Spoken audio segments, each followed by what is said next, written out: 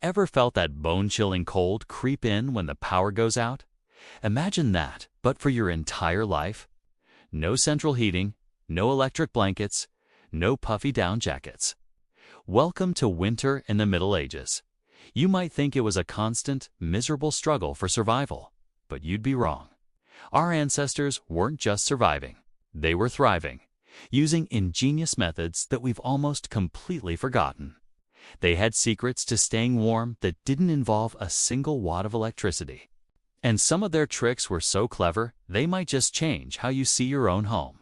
So, how did they do it?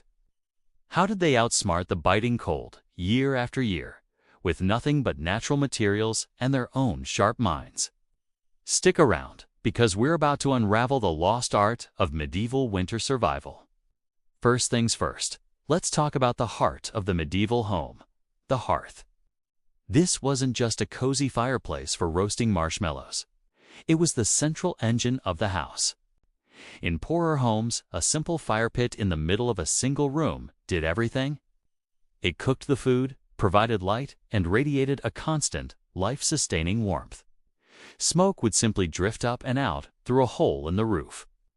Smelly, absolutely, but it worked. Wealthier homes had more sophisticated stone fireplaces and chimneys, which were a game changer. They pulled smoke out of the room, making the air cleaner, but they also pulled a lot of the heat out with it. So medieval people got clever. They built something called a fireback, a heavy cast-iron plate placed at the back of the fireplace.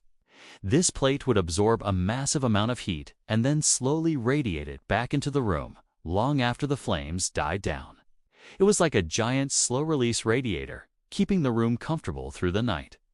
But a single fire can only do so much.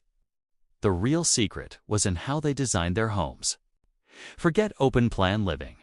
Medieval houses were all about creating small, contained, heat-trapping spaces. Rooms were smaller, ceilings were lower, and windows were tiny. Large glass panes were incredibly expensive and a terrible insulator.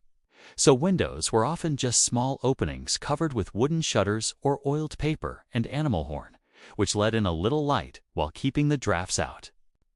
They understood a fundamental principle of thermodynamics. The less space you have to heat, the warmer you'll be. Walls were also much thicker than ours today. A common building technique was wattle and daub, a lattice of woven branches packed with a sticky mixture of clay, sand, animal dung, and straw. It might sound primitive, but this created a surprisingly well-insulated wall, trapping air and keeping the cold from seeping in. And they didn't stop there. One of the most brilliant and often overlooked aspects of medieval architecture was the strategic use of tapestries. We see them in movies as purely decorative, but they were a vital piece of insulation technology, hung on cold stone walls. These thick, heavy woven cloths acted as a barrier, preventing the stone from sucking all the heat out of the room. It was like wrapping your house in a giant blanket. The air gap between the tapestry and the wall created an insulating layer, drastically increasing the room's comfort.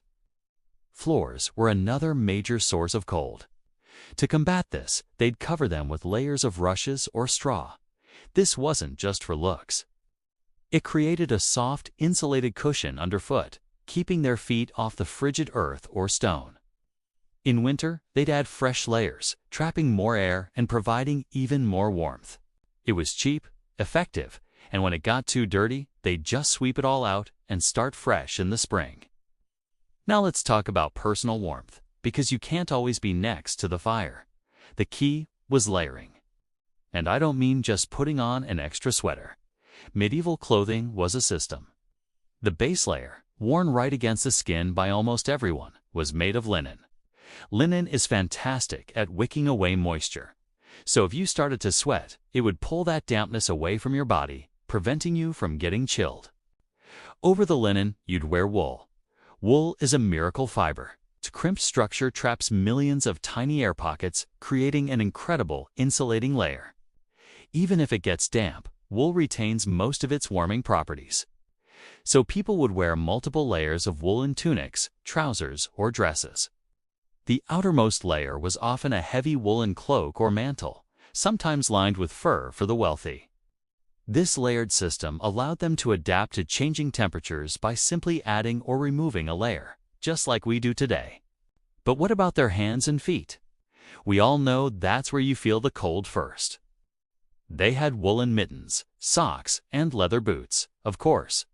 But they also had some clever tricks. One simple but effective tool was the hand warmer. These were small, perforated metal or ceramic balls that they'd fill with hot embers from the fire. They could carry these around in their pockets or muffs to keep their fingers from freezing. And then there's the bed. Getting into a cold bed is miserable, but they had a solution for that too: the bed warmer. This was a long-handled pan, usually made of brass or copper, with a hinged lid. You'd fill it with hot coals from the hearth, close the lid, and then run it between the sheets to warm them up before you got in.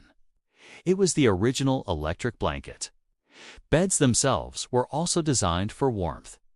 The four-poster bed with its heavy curtains wasn't just for privacy or showing off wealth. When those curtains were drawn, they created a small, enclosed tent, trapping body heat and keeping out drafts, creating a cozy microclimate for sleeping. Beyond the home, the entire rhythm of life changed in winter. It was a time for indoor work. Men would repair tools, fletch arrows, or mend leather goods. Women would spend countless hours spinning wool into thread and weaving cloth. This constant activity not only produced essential goods for the year, but also generated body heat, helping to keep everyone warm in the process. Community was also a huge part of winter survival. When it was brutally cold, families and even neighbors would often gather together in one home, sharing the heat from a single fire and the warmth of each other's bodies. It was a social and practical solution rolled into one.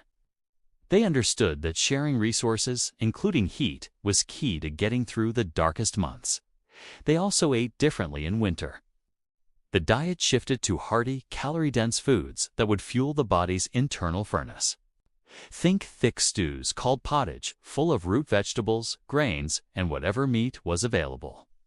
They ate dark breads, preserved meats, and drank ale, which provided not just hydration, but also a significant number of calories. Eating for warmth was a conscious strategy. Think about it. Our bodies burn calories to stay warm, so providing them with plenty of fuel was just common sense.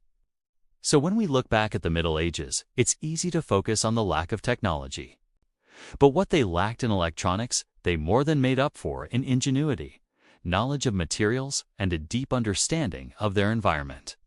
From the fireback radiating heat all night to the tapestries insulating stone walls, to the simple genius of layering linen and wool, our ancestors were masters of passive heating. They built smart, dressed smart, and lived smart.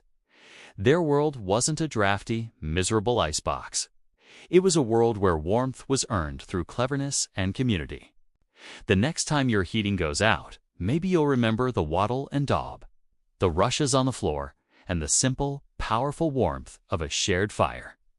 They didn't just survive the cold, they outsmarted it. Thanks so much for watching.